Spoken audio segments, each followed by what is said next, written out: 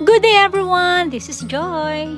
For today's video, I'm gonna show you how I cook one of my favorite merienda, ginataang halo-halo or known as ginataang bilo-bilo. Here's our available ingredients. This time wala tayong ube and gabi.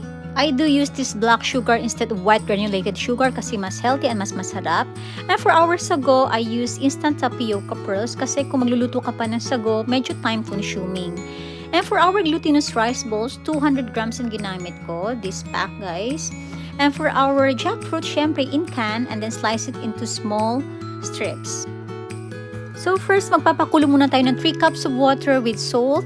And then pag medyo kumulo na, i-next na natin ang 1 can na coconut milk. And then after a few minutes, ilalagay na natin ang langka. Yan talaga yung unang ko nilalagay guys. And then, yung sweet potato or kamote.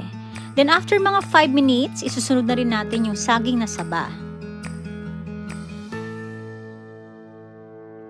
And then, pag kumulo na guys, ilalagay na natin yung second can na coconut milk.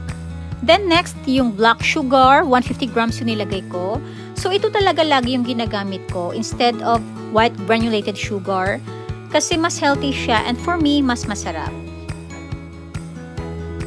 Pero depende naman yan sa inyo guys kung ano yung mas gusto ninyo. So pag kumulo na nga guys, next na natin yung glutinous rice balls. So hiwa-hiwalay ko talaga siyang nilalagay para hindi siya magdidikit-dikit. Actually, ginawa ko tong ginataang halo-halo December 31st ng gabi for medianoche. So since yung mochi kasi symbol of good fortune and luck for New Year. Kaya ito yung naisipan kong gawin.